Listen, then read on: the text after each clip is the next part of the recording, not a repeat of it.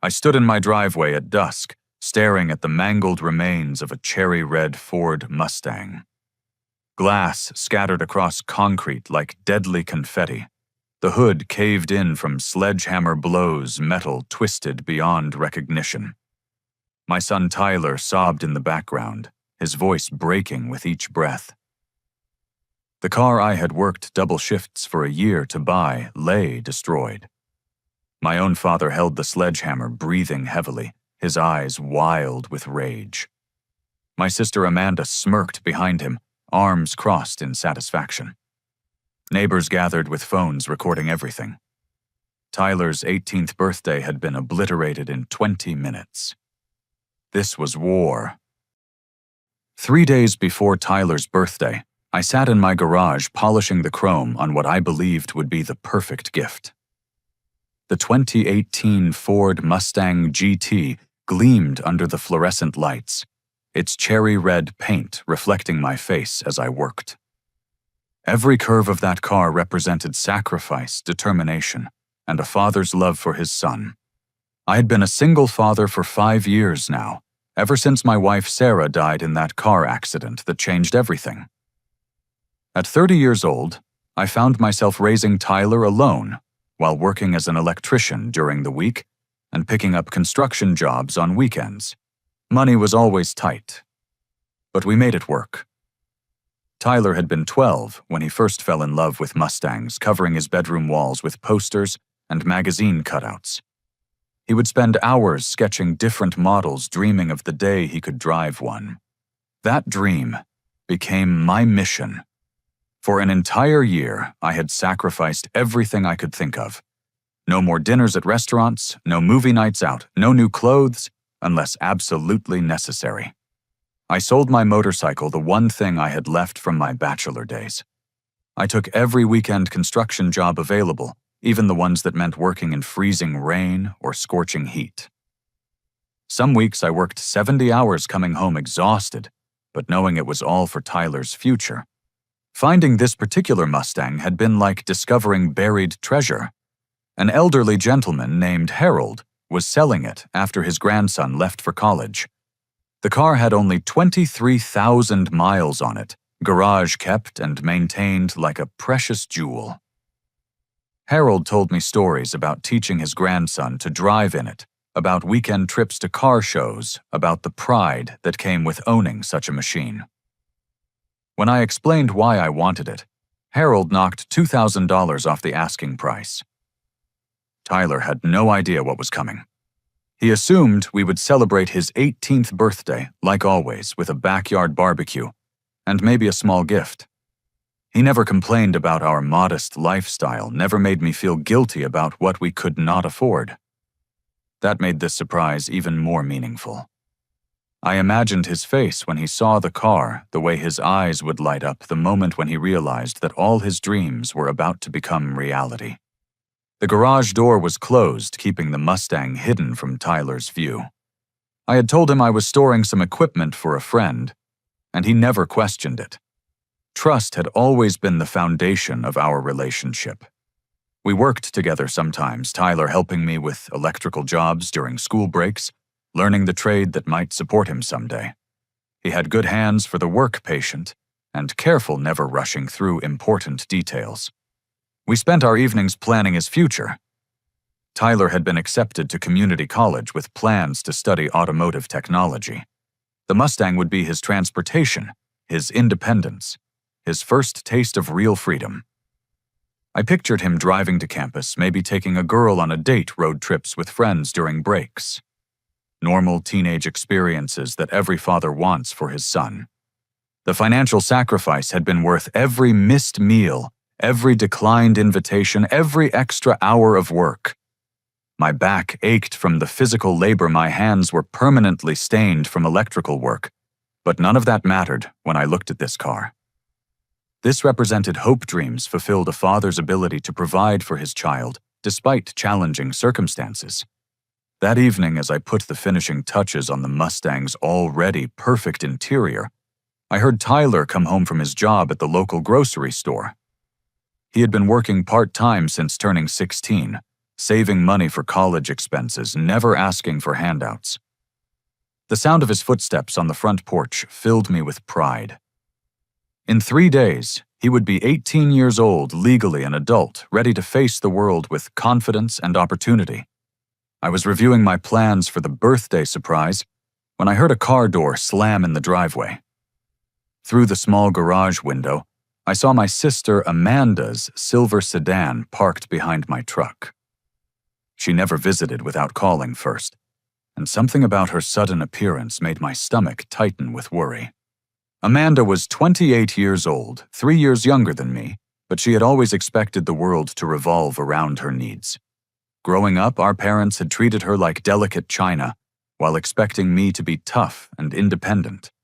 That pattern had continued into adulthood, with Amanda frequently calling our father Robert whenever she faced financial difficulties. I opened the side door of the garage, stepping into the evening air as Amanda approached. She moved with purpose, her heels clicking against the concrete driveway. Her blonde hair was perfectly styled, her makeup flawless despite the late hour. Amanda always looked like she had stepped out of a magazine, even during casual visits. "Dominic, we need to talk," she announced, without any greeting or pleasantries. Before I could respond, she pushed past me into the garage. Her eyes immediately locked onto the Mustang, and I watched her expression change from curiosity to calculation to something that looked like anger. "What is this?" she demanded, walking around the car with her arms crossed. "It's Tyler's birthday present," I explained, suddenly feeling defensive in my own garage. Amanda laughed, but there was no humor in the sound. "Are you serious?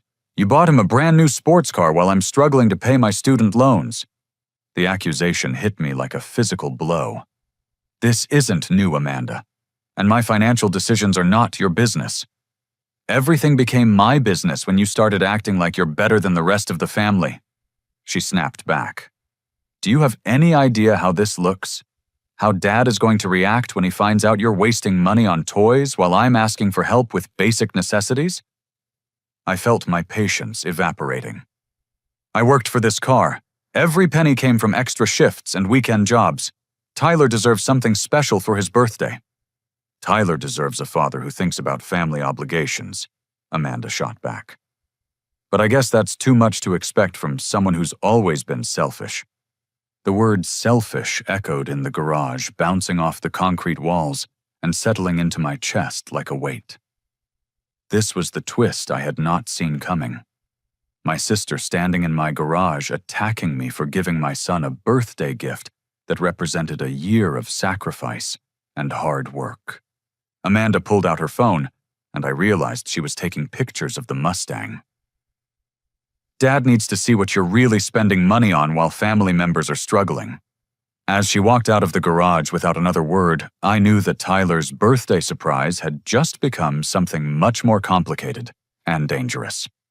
The next morning brought a phone call that shattered any hope of peaceful birthday preparations. My father's voice cut through the receiver like a rusty blade, filled with disappointment and anger that I had not heard since childhood. "Dominic, what the hell is wrong with you?" Robert's words hit me before I had even finished saying hello. I set down my coffee cup, knowing exactly what this conversation would entail. Amanda had wasted no time reporting her discovery to our father, undoubtedly adding her own interpretation to the facts. "Dad, if this is about Tyler's birthday present, let me explain." "Explain."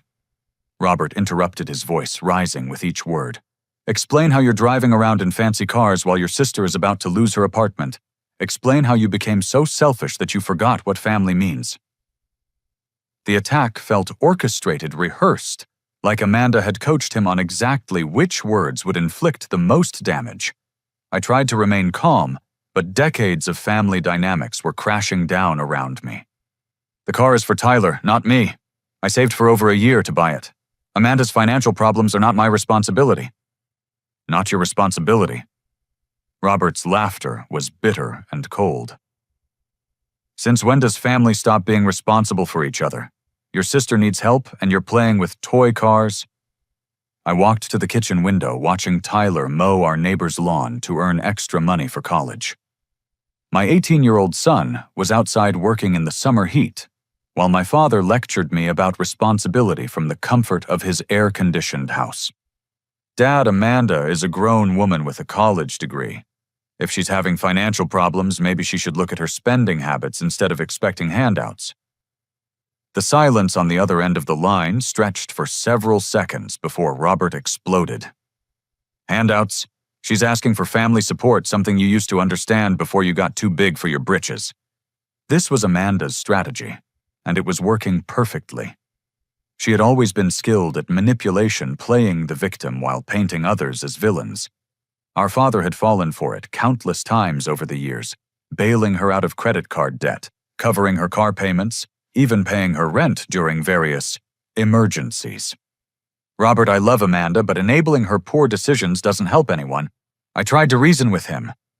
Don't you dare lecture me about enabling, he snarled back. You're the one spoiling that boy with expensive gifts while real family members are suffering.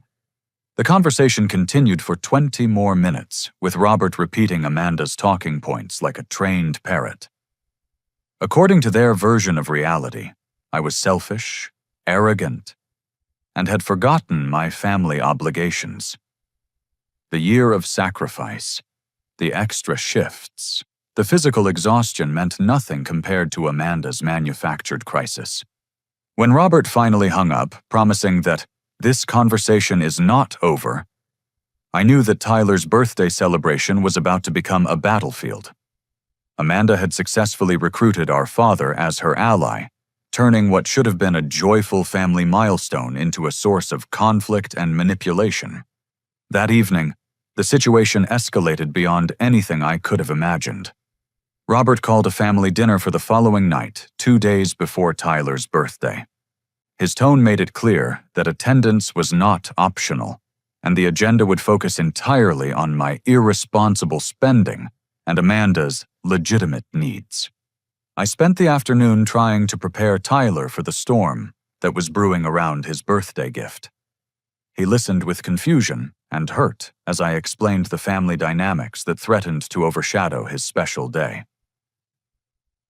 Dad, I don't need the car if it's causing problems. Tyler said, his maturity breaking my heart.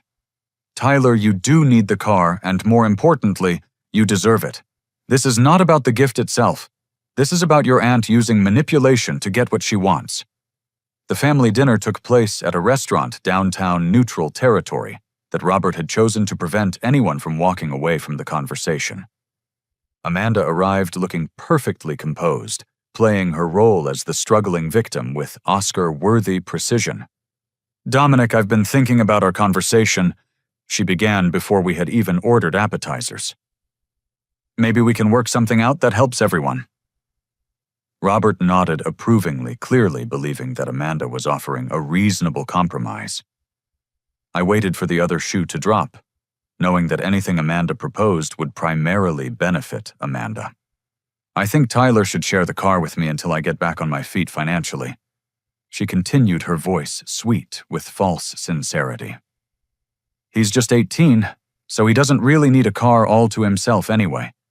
I could use it for job interviews and getting to work, and Tyler could borrow it for special occasions. The proposal was so outrageous that I actually laughed out loud. You want Tyler to share his birthday present with you? Are you listening to yourself?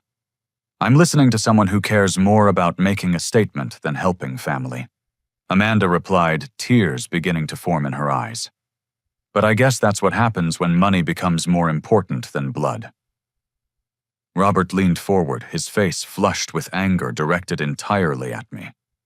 Your sister is trying to find a solution that works for everyone. The least you can do is consider it. The solution that works for everyone is for Amanda to take responsibility for her own life, I replied firmly. Tyler earned this gift through his hard work and good character. It's not a family asset to be shared with whoever claims to need it most.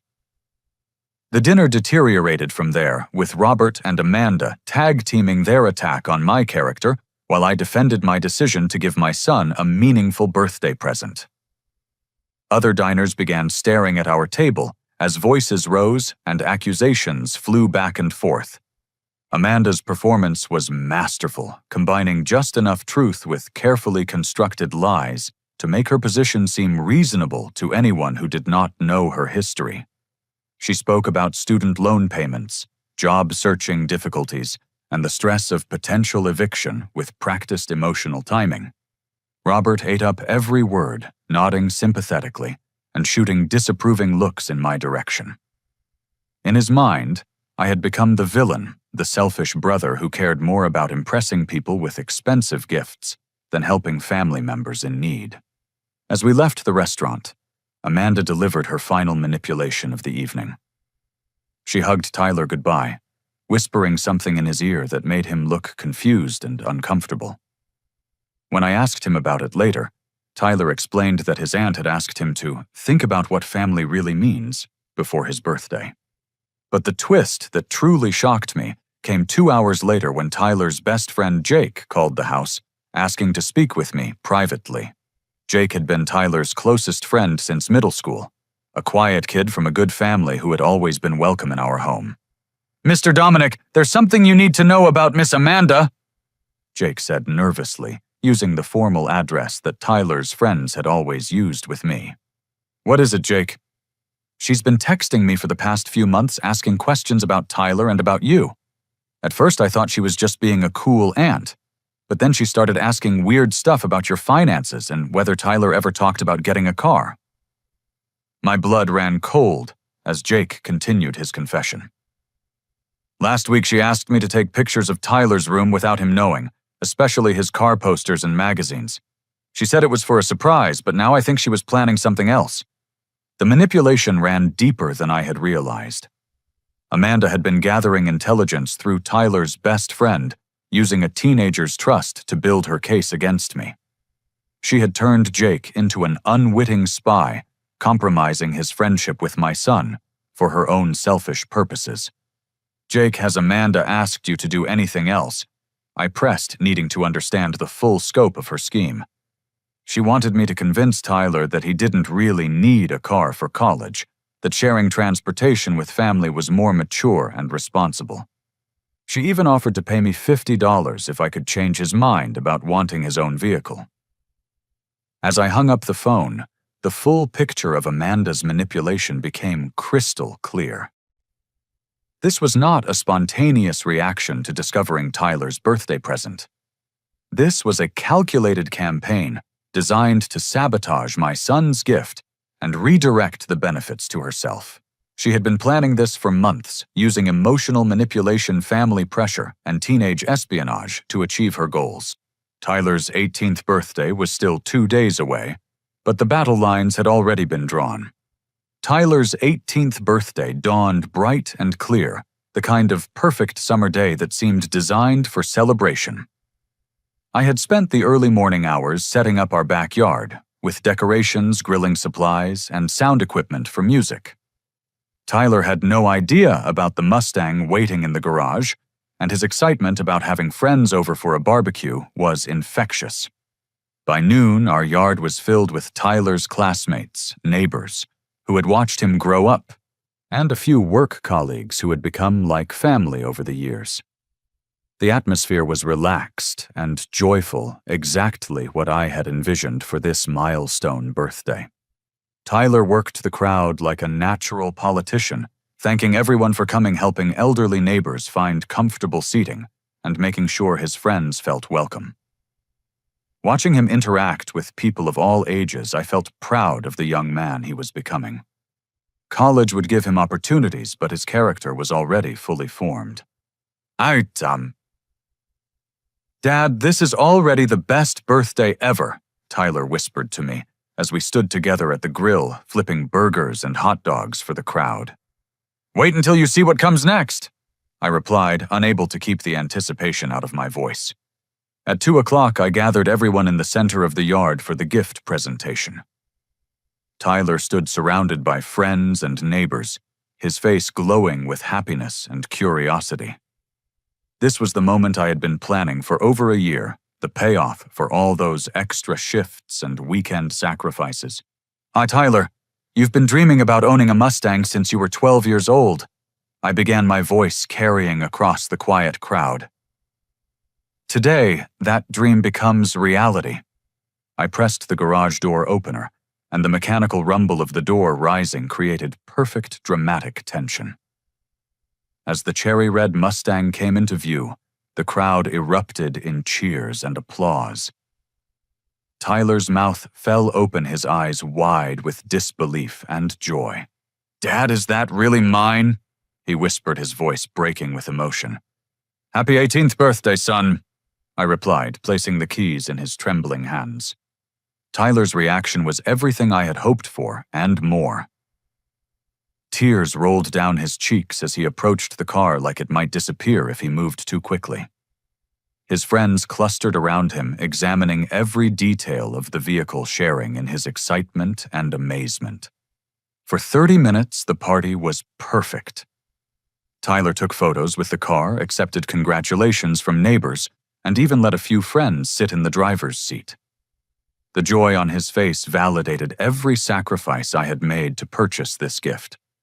But then I saw Amanda's silver sedan pulling into the driveway, followed immediately by Robert's pickup truck.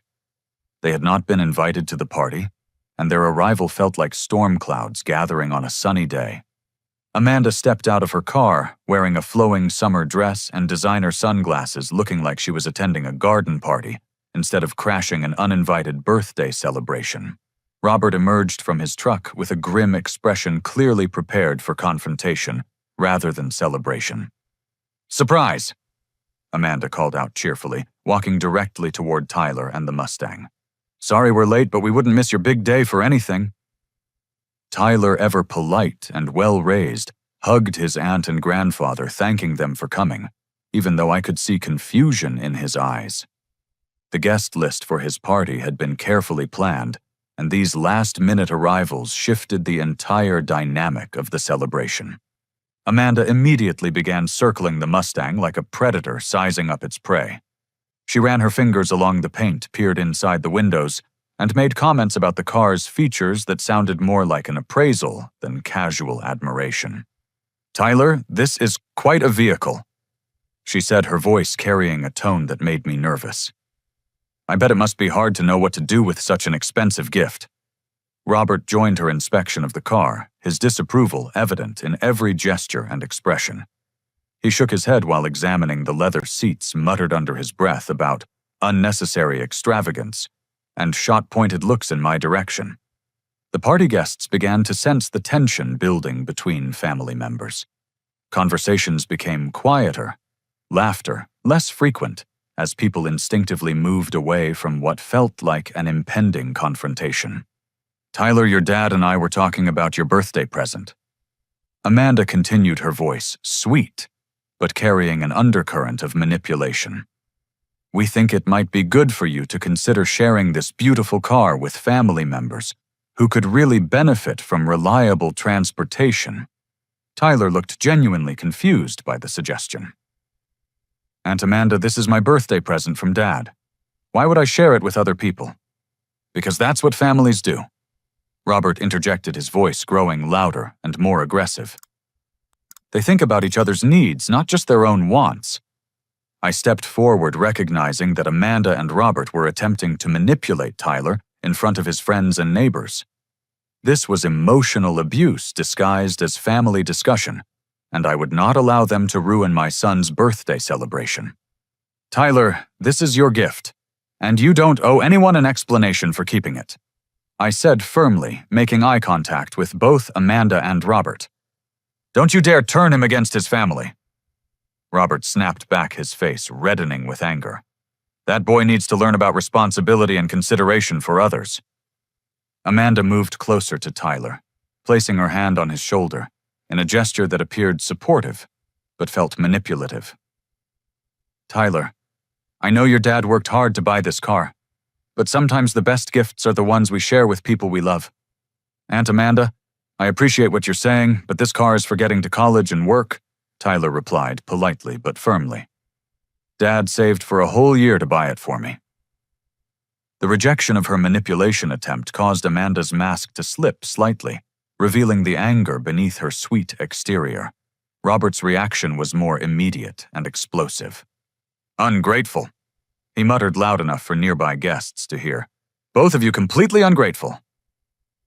What happened next still plays in my mind like a horror movie in slow motion. Robert strode across the yard toward his pickup truck, his movements purposeful and filled with rage. He opened the bed of the truck and pulled out a large sledgehammer, the same tool he used for demolition projects at his construction job. "Dad, what are you doing?" I called out, sudden fear replacing my anger as I realized his intentions. "Teaching you both a lesson about family obligations?" Robert replied, raising the sledgehammer above his head as he approached the Mustang. The first blow struck the hood of the car with a sickening crash of metal against metal. Tyler screamed a sound of pure anguish that cut through the summer air like a siren. Party guests scattered backward, some pulling out their phones to record the destruction, others calling for someone to stop the violence. "Dad, stop!" I shouted, running toward him, but Robert was in a rage-fueled frenzy beyond reason or restraint. The second blow shattered the windshield, sending glass cascading across the concrete driveway like deadly rain.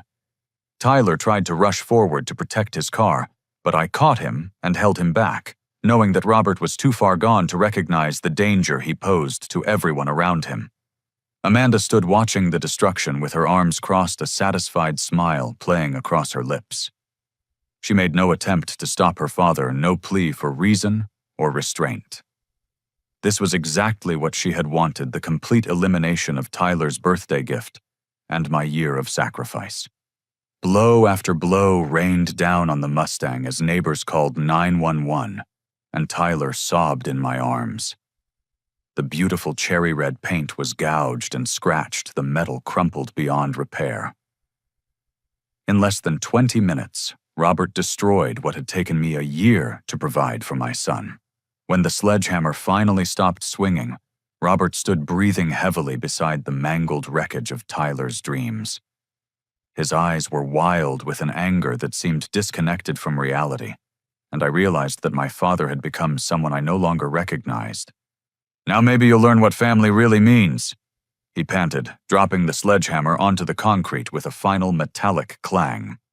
The devastating twist that shattered Tyler's 18th birthday was not just the destruction of his car, but the realization that his own grandfather was capable of such cruel and violent behavior. As police sirens approached in the distance, I held my sobbing son and tried to comprehend how family love had been twisted into something so destructive and hateful. The police arrived within minutes of the neighbors' emergency calls, their red and blue lights casting an eerie glow across the scattered debris of Tyler's birthday celebration. Officer Martinez, a veteran cop I recognized from the neighborhood, surveyed the scene with professional detachment while taking statements from witnesses. Robert stood beside the destroyed Mustang like a general surveying a battlefield, showing no remorse for his actions. When Officer Martinez approached him with handcuffs, he actually seemed surprised that destroying someone else's property might have legal consequences. "Sir, you're under arrest for destruction of property and disturbing the peace," Officer Martinez announced, reading Robert his rights while neighbors continued filming with their phones. Amanda finally showed some emotion, but it was anger directed at me rather than concern for her father's arrest. "Look what your selfishness has done," she hissed as Robert was loaded into the police cruiser. "Dad wouldn't be in this situation if you had just been reasonable about sharing." Even in the aftermath of witnessing her father's violent destruction of Tyler's gift, Amanda remained committed to her narrative that I was somehow the villain in this scenario. Her ability to twist reality into whatever shape served her purposes was both impressive and terrifying. Tyler spent the evening in his room, processing the trauma of watching his grandfather destroy his birthday present in front of friends and neighbors. I sat with him for hours trying to explain family dynamics that I barely understood myself, holding him, while he cried for the loss of more than just a car. "Dad, why does Grandpa hate me?" Tyler asked, his voice small and broken. "Tyler, your grandfather doesn't hate you. He's been manipulated into believing that our family decisions are somehow hurting Amanda. His anger is misdirected, but it's not really about you. But even as I spoke those words, I wondered if I truly believed them. Robert's rage had seemed personal, directed specifically at Tyler's happiness and my ability to provide for my son. There was something deeper happening here, something that went beyond Amanda's immediate financial manipulation. That night, after Tyler finally fell asleep, I began investigating the family dynamics that had led to such an explosive confrontation. I started with phone calls to relatives who might have information about recent family conversations and financial situations. My Aunt Carol, Robert's sister, provided the first piece of disturbing information. "Dominic, your father has been talking about money constantly for the past few months," she explained.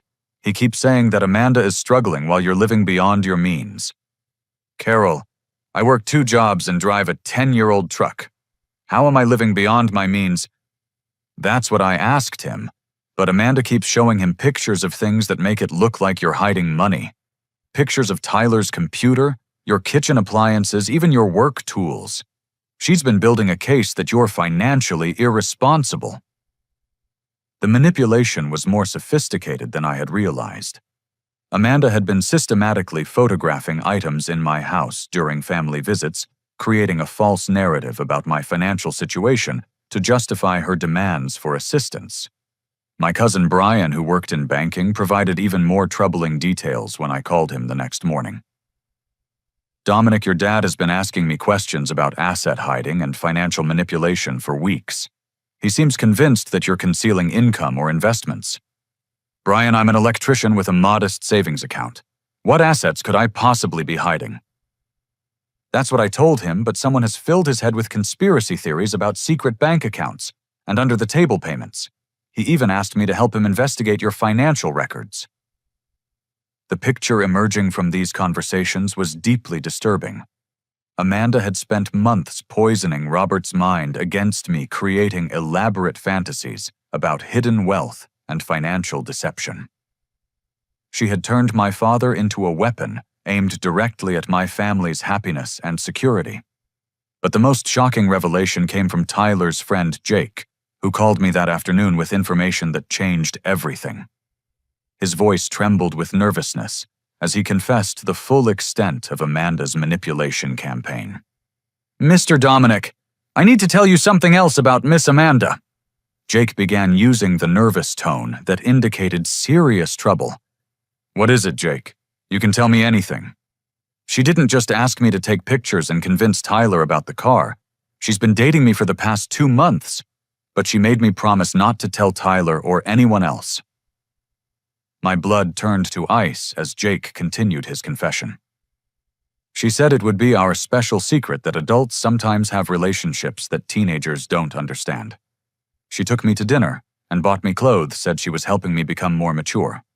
Amanda had been grooming Tyler's best friend using her adult status and financial resources to manipulate a teenage boy into betraying his closest friendship. The predatory nature of her behavior made my stomach turn with revulsion and rage. "Jake, has Amanda asked you to do anything else besides taking pictures?" I pressed, needing to understand the full scope of her manipulation.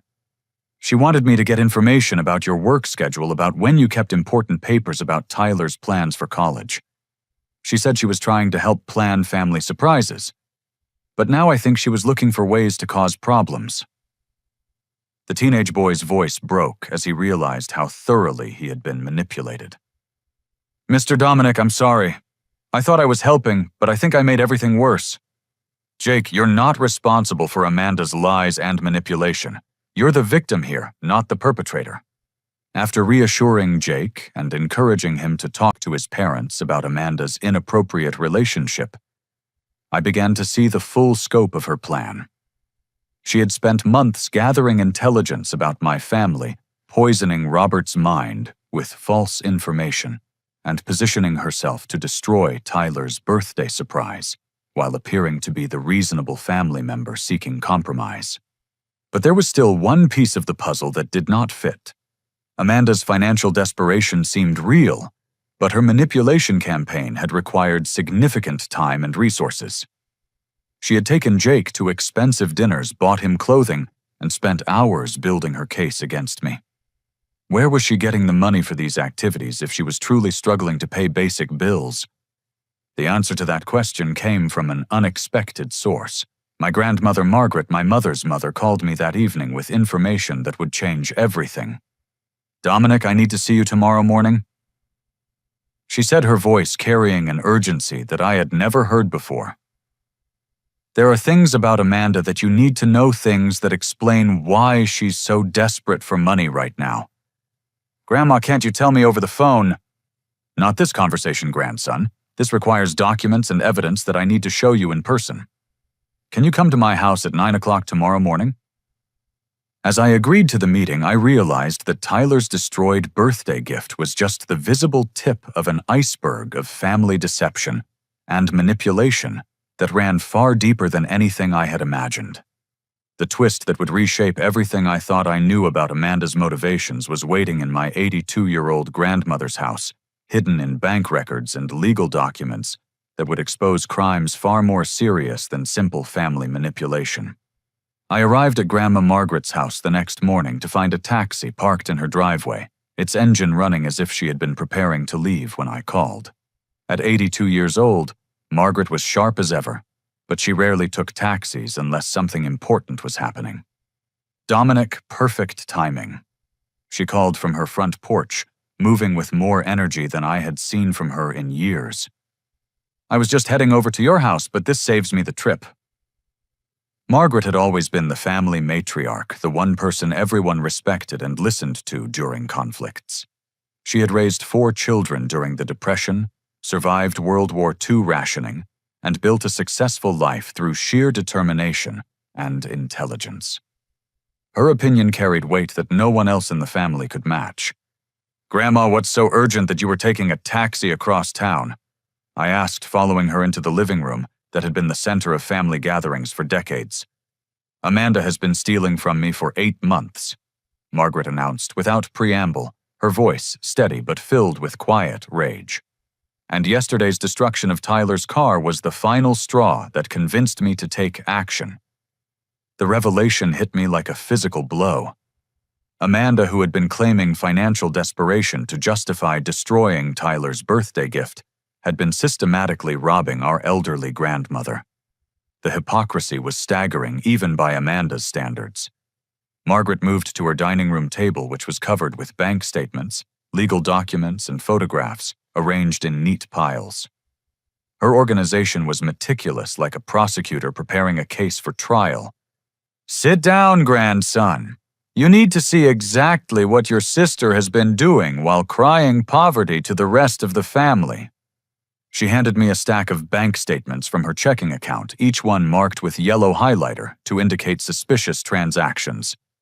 The pattern was immediately obvious, even to someone without financial training.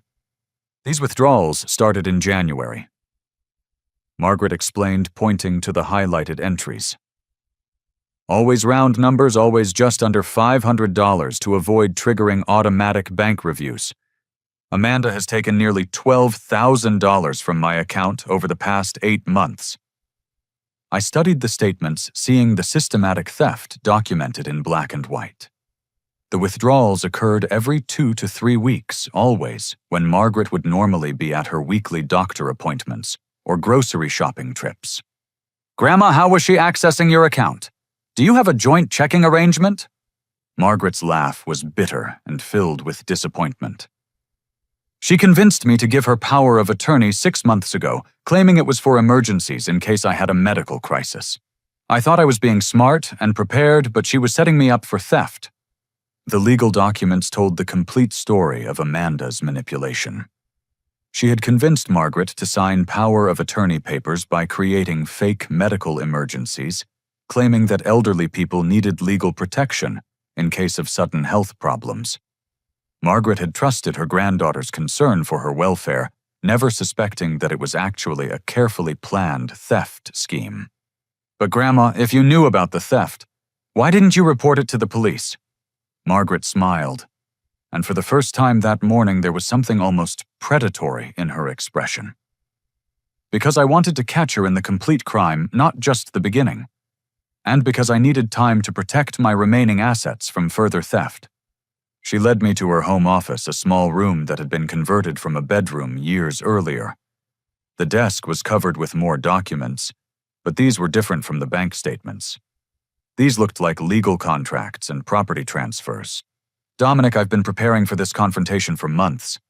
Amanda thinks she's been stealing from a confused old woman, but she's actually been stealing from someone who hired a private investigator and a lawyer to document every crime. Margaret pulled out a thick folder labeled Evidence and opened it to reveal photographs, financial records, and even video footage from her home security system. The documentation was comprehensive and damaging, showing Amanda entering the house with her key, accessing Margaret's personal files, and forging signatures on financial documents. She's been coming here when she thinks I'm away using the spare key I gave her for emergencies. But I had security cameras installed 2 months ago, and I've been recording everything. The video footage was devastating.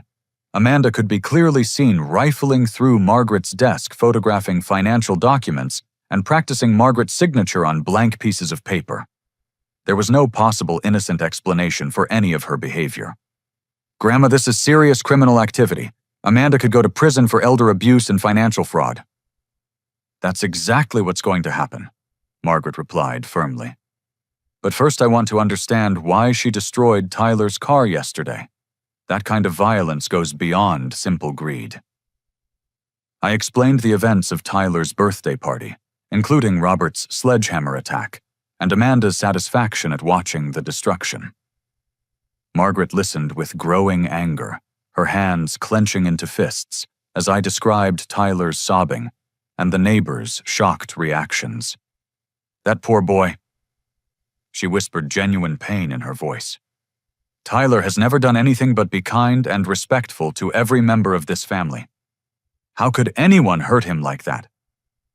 Margaret returned to her evidence folder and pulled out additional documents that I had not seen earlier.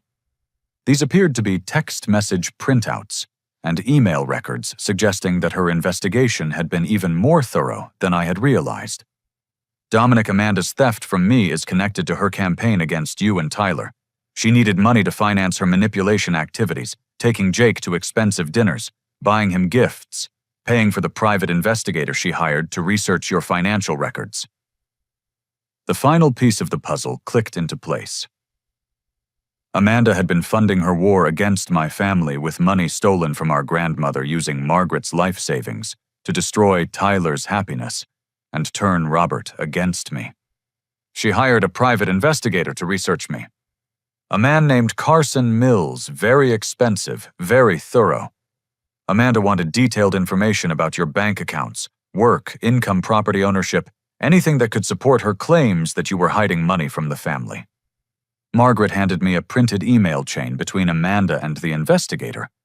The messages revealed Amanda's paranoid theories about my finances and her determination to prove that I was somehow cheating the family out of money that should be shared with her. The investigator's report came back clean, of course. Margaret continued. You're exactly what you appear to be, a hard-working single father living modestly and saving money for his son's future. But Amanda refused to accept those results and demanded more invasive investigation. The email chain showed Amanda becoming increasingly desperate and irrational as the investigator failed to uncover any evidence of hidden wealth or financial deception. Her requests became more extreme, asking the investigator to research my credit cards, employment records, even my neighbors' opinions about my lifestyle. Grandma, this is absolutely insane. Amanda spent thousands of dollars trying to prove that I was hiding money using money she stole from you. Gets worse, Margaret said grimly.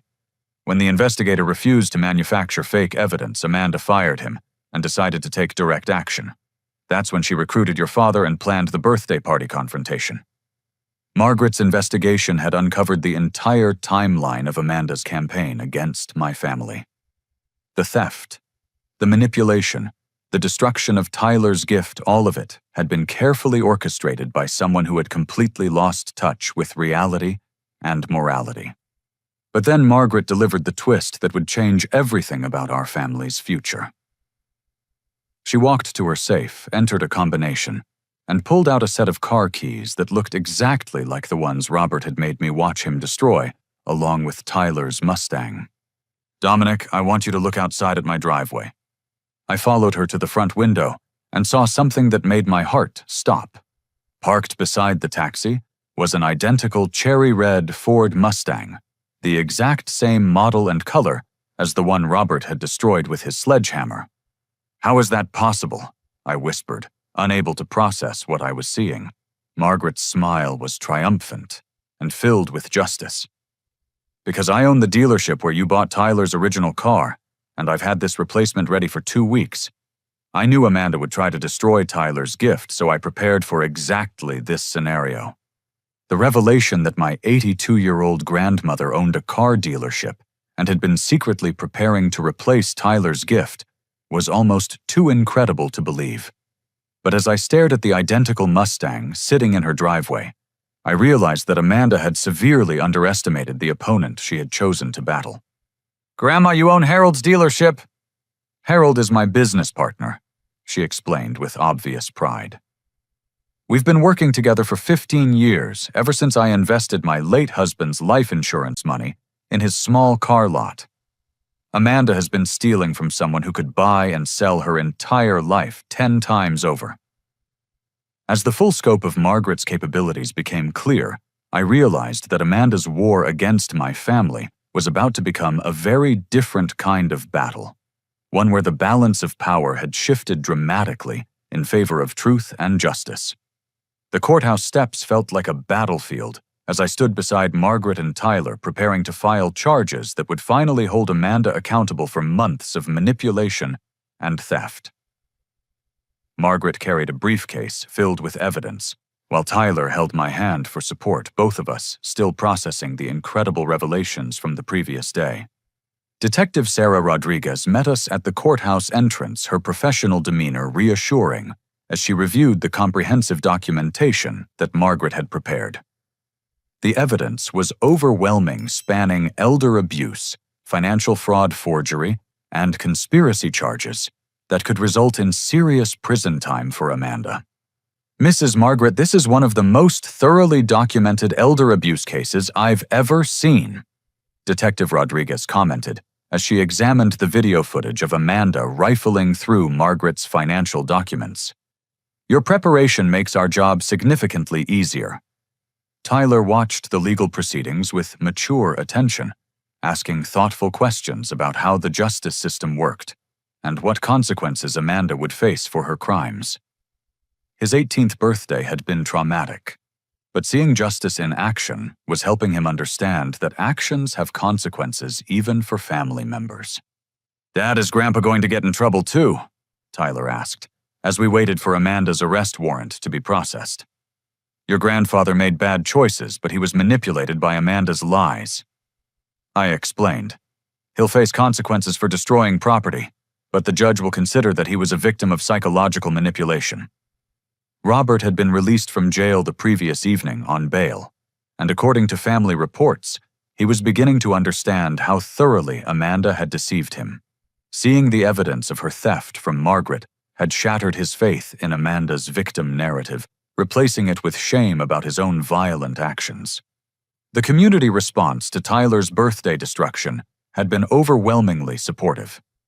Neighbors who witnessed Robert's sledgehammer attack had started a fundraising campaign collecting money to help replace Tyler's destroyed gift.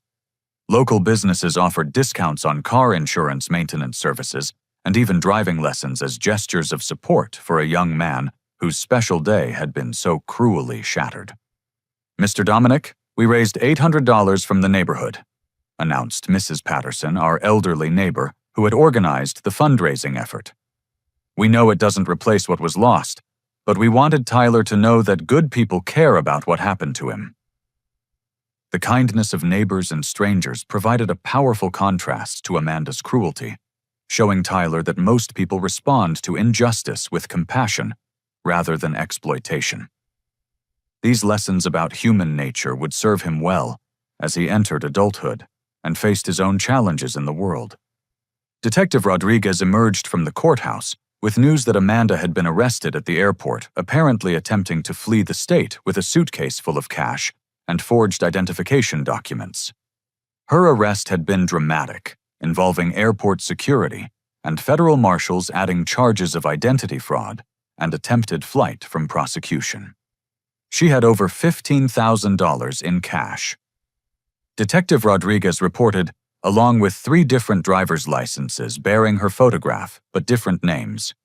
This suggests that her criminal activity extends far beyond what she did to your family. The revelation that Amanda was involved in identity fraud and possibly other criminal enterprises was shocking but not entirely surprising. Her manipulation skills and willingness to exploit family relationships suggested someone capable of much more serious crimes than simple theft and manipulation. Tyler's best friend Jake had also come forward with additional information about Amanda's inappropriate relationship with him, providing text messages and photographs that documented her predatory behavior toward a minor. These charges would be prosecuted separately, but they painted a complete picture of someone who had no moral boundaries when pursuing her selfish goals. Jake's parents are considering a civil lawsuit in addition to the criminal charges, I told Tyler, as we discussed how Amanda's arrest would affect his friendship with Jake. What she did to him was not just manipulation, it was criminal exploitation of a minor. The legal consequences for Amanda were mounting rapidly. Elder abuse, financial fraud, identity theft contributing to the delinquency of a minor and conspiracy charges could result in decades of prison time if she was convicted on all counts. Her attempt to flee prosecution had eliminated any possibility of plea bargaining or reduced charges. But the most satisfying moment of the day came when Margaret drove Tyler to her house to present him with the replacement Mustang. Tyler's reaction was a mixture of joy, disbelief, and overwhelming gratitude, as he realized that his birthday gift had been restored despite Amanda's best efforts to destroy it. "Grandma Margaret, I can't believe you did this for me," Tyler whispered, tears streaming down his face as he examined the identical car that Amanda's manipulation had failed to permanently destroy. "Tyler, good people deserve good things," Margaret replied firmly. "Your aunt tried to steal your joy, but she underestimated the power of family members who actually care about each other." The replacement Mustang came with additional features that made it even better than the original car. Margaret had upgraded the sound system, added premium leather seats, and included a comprehensive warranty that would cover maintenance and repairs throughout Tyler's college years. Robert's redemption journey began that afternoon when he arrived at Margaret's house to apologize personally to Tyler for his violent destruction of the original birthday gift. His shame was obvious, and genuine, a broken man, recognizing how completely he had been manipulated by his own daughter. "Tyler, I have no excuse for what I did," Robert said, his voice shaking with emotion. "Amanda filled my head with lies about your father, and I let my anger control my actions. You didn't deserve to have your birthday destroyed because of my poor judgment." Tyler's response showed a maturity beyond his 18 years. "Grandpa, I forgive you, but I need you to understand that what you did really hurt me. It wasn't just about the car. It was about feeling safe with family." The conversation between grandfather and grandson lasted for over an hour, with Robert acknowledging his mistakes and committing to anger management counseling and family therapy. His willingness to take responsibility for his actions provided hope that family relationships could eventually be healed. Margaret revealed one final surprise that afternoon, announcing that she had established a college fund for Tyler that would cover his tuition books and living expenses throughout his education. The fund was structured to prevent Amanda or anyone else from accessing it, ensuring that Tyler's future remained secure regardless of family drama. "Tyler education is the one gift that nobody can destroy with a sledgehammer," Margaret said with a smile that combined wisdom and determination. "Your future is protected now, no matter what challenges come your way." The twist that completed Tyler's transformation from victim to victor was the announcement that Amanda's former boyfriend, Jake, had provided information leading to the recovery of additional stolen property. Amanda had been selling stolen items online, using the proceeds to fund her manipulation campaign and maintain her lifestyle while claiming poverty to family members. As the sun set on what had started as the worst week of Tyler's young life, we stood together in Margaret's driveway, admiring his new car and planning the college adventures that lay ahead. Amanda's attempt to destroy our family had ultimately made us stronger, more aware of our blessings, and more committed to protecting each other from future manipulation. The justice system was working, the community had rallied around us, and Tyler's future was brighter than ever before. Amanda's betrayal had revealed the true character of everyone involved, separating those who genuinely cared about family from those who saw relationships as opportunities for exploitation. 1 month after Tyler's 18th birthday disaster, I stood in our backyard watching him wash his cherry red Mustang while preparing for his senior prom. The past weeks had brought healing justice and a deeper understanding of what family really means when built on love, rather than manipulation and exploitation. Amanda's legal troubles had expanded far beyond her crimes against our family. Federal investigators discovered that she had been running identity theft schemes across 3 states, using stolen Social Security numbers to open credit cards and bank accounts that funded her elaborate lifestyle. The woman who had claimed poverty while demanding access to Tyler's birthday gift had actually been living off the proceeds of systematic criminal activity. "Dad, can you believe it's been only a month since everything happened?" Tyler asked, as he dried the Mustang's gleaming paint. "It feels like a lifetime ago." Good things happen quickly when people finally tell the truth. I replied, thinking about how rapidly our situation had improved once Margaret revealed Amanda's crimes, and the community rallied around us. Tyler's maturity had impressed everyone who witnessed his handling of the family crisis. Instead of becoming bitter or distrustful, he had used the experience to develop stronger judgment about relationships and a deeper appreciation for genuine kindness. His response to trauma had been growth, rather than anger, marking his true transition into adulthood.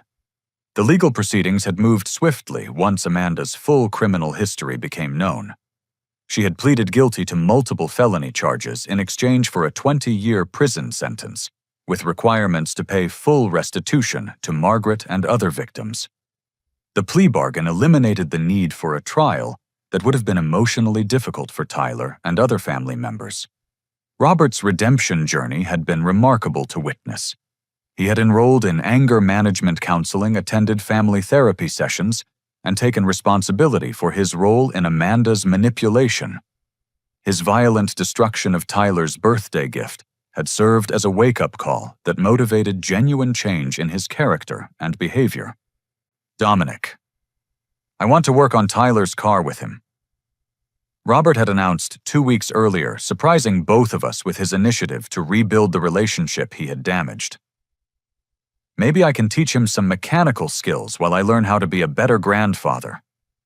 Those weekly automotive sessions had become healing opportunities for both Tyler and Robert. Working together on car maintenance and improvement projects provided neutral ground where they could rebuild trust without dwelling on past mistakes. Tyler had learned valuable skills, while Robert demonstrated his commitment to positive change. Margaret had become Tyler's unofficial life mentor, sharing wisdom about financial responsibility, relationship dynamics, and career planning that would serve him well throughout college and beyond. Her business experience and sharp judgment provided guidance that helped Tyler understand how to protect himself from future manipulation while remaining open to genuine relationships. Tyler. The most important lesson from this experience is that actions reveal character more clearly than words ever can, Margaret had explained during one of their regular coffee conversations. Amanda could sound very convincing, but her behavior showed her true priorities. The community support for Tyler had continued long after the initial crisis passed. Local businesses had offered him part-time employment opportunities that would help him earn spending money during college. The auto repair shop where Robert now worked had promised Tyler free maintenance on his Mustang throughout his college years, as a gesture of support for a young man who had handled adversity with grace. Tyler's friendship with Jake had survived Amanda's manipulation and actually grown stronger through the shared experience of recognizing how adults could exploit teenage trust. Both young men had learned valuable lessons about setting boundaries and recognizing when relationships felt uncomfortable or inappropriate. Jake and I talk about what happened sometimes, Tyler told me while applying wax to his car's chrome details. We both learned that if something feels wrong, it probably is wrong, even when adults tell us it's normal. The college fund that Margaret had established for Tyler was earning interest while we planned his automotive technology education at the community college. His dream of working with cars would become reality, without the financial stress that had worried both of us before Amanda's crimes were exposed and Margaret's generosity was revealed. Tyler's senior prom represented a milestone that we could celebrate without family drama or financial stress. His date, Emma, was a kind and intelligent young woman who appreciated Tyler's character rather than his car or other material possessions. Their relationship was built on mutual respect and shared interests, providing Tyler with a positive example of how healthy relationships should function. "Dad, Emma's parents want to thank you for raising such a respectful young man," Tyler reported proudly. "They said I'm welcome at their house anytime, and they're glad Emma is dating someone with good character." The recognition from other parents that Tyler had been raised well validated the sacrifices and decisions I had made as a single father. Despite Amanda's attempts to portray me as selfish and irresponsible, the community could see that Tyler's character reflected positive parenting and strong family values. As Tyler prepared to leave for prom, I reflected on the lessons learned from our family crisis. Amanda's manipulation had temporarily succeeded in creating conflict and destroying property, but it had ultimately strengthened our family bonds and revealed the true character of everyone involved. Evil had been exposed, justice had been served, and healing had begun for all the innocent victims. "Tyler, I'm proud of how you handled everything that happened," I told my son as he adjusted his tie in the hallway mirror. "You showed strength, forgiveness, and wisdom beyond your years." "Dad, I learned from watching you," Tyler replied, straightening his shoulders with confidence. "You never gave up fighting for what was right even when family members were against you. That's the kind of father I want to be someday." The drive to prom gave us time for one final conversation about the lessons learned from Amanda's betrayal and the importance of surrounding ourselves with people who genuinely care about our welfare.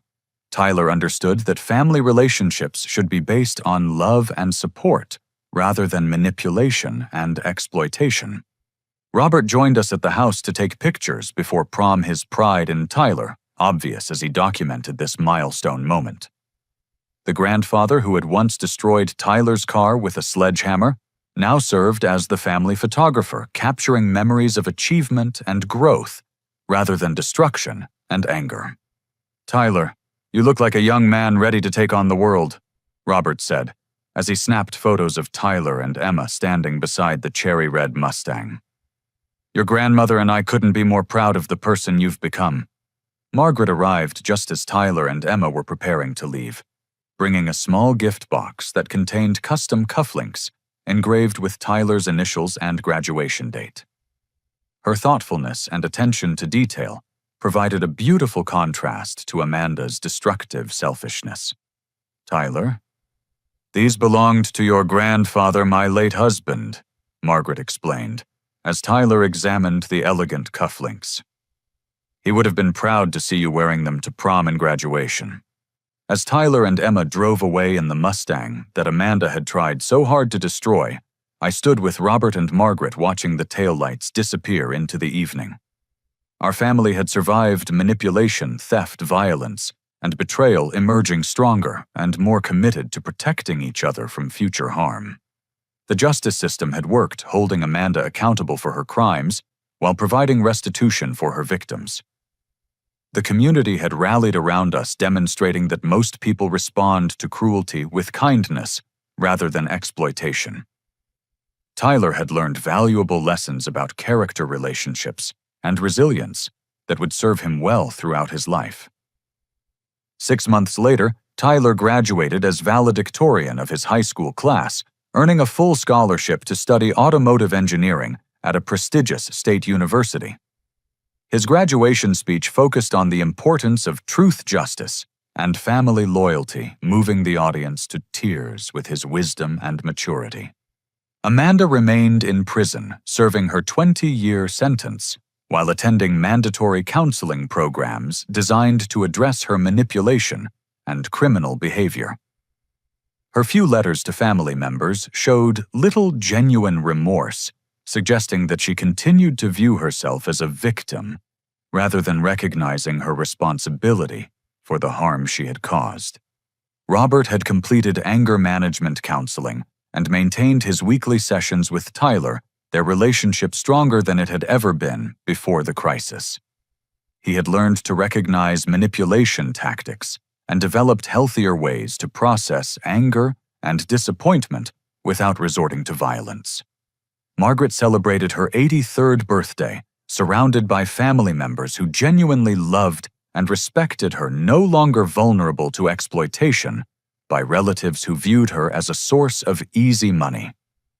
Her wisdom and strength had saved our family from destruction, while teaching valuable lessons about standing up to bullies and protecting the innocent. Tyler's success in college exceeded all expectations, earning top grades while maintaining the humility and kindness that had characterized him throughout the family crisis. His professors frequently commented on his maturity and work ethic qualities that had been strengthened rather than damaged by experiencing injustice and learning to fight back against it. The cherry red Mustang served Tyler well throughout college, providing reliable transportation while reminding him daily that good things can survive even the most determined efforts to destroy them. He took excellent care of the car, understanding that it represented much more than simple transportation. 5 years after his 18th birthday disaster, Tyler graduated from college with honors and secured a position at a prestigious automotive engineering firm. His success vindicated every sacrifice I had made to provide him with opportunities, and his character proved that children can overcome family trauma when surrounded by adults who genuinely care about their welfare. At Tyler's college graduation party, held in the same backyard where Robert had once destroyed his birthday gift, we celebrated not just academic achievement, but the triumph of truth over deception, justice over exploitation, and love over manipulation. Amanda's attempt to destroy our family had ultimately made us stronger and more appreciative of our blessings. As I watched Tyler accept congratulations from professors, employers, and friends, I realized that the most important gift I had given him was not the Mustang that started all the trouble, but the example of fighting for what is right, even when family members oppose you.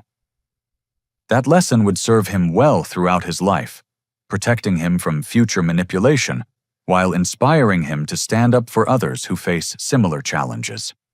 The story that began with a destroyed car and a traumatic birthday had evolved into a testament to the power of truth, the importance of community support, and the possibility of healing even the most damaged family relationships when people take responsibility for their actions and commit to positive change. Have you ever had to stand up to family members who were trying to manipulate or exploit you or someone you loved? Family conflicts can be some of the most difficult challenges we face, especially when doing the right thing means confronting people we care about. Tyler's story shows us that sometimes the most loving thing we can do is refuse to enable destructive behavior, even when that choice comes with painful consequences. If this story touched your heart or reminded you of your own experiences with family manipulation, I would love to hear your thoughts in the comments below. Please take a moment to like this video If Tyler's journey inspired you, subscribe to our channel for more stories about overcoming family challenges, and share this with anyone who might benefit from seeing how truth and justice can triumph over manipulation and exploitation. Thank you for joining Tyler and me on this emotional journey from betrayal to healing. Remember that standing up for what is right is never easy, but it is always worth the effort when it protects the people we love from those who would harm them. May you find the courage to fight for justice in your own life, and may your family relationships be built on genuine love rather than manipulation and exploitation.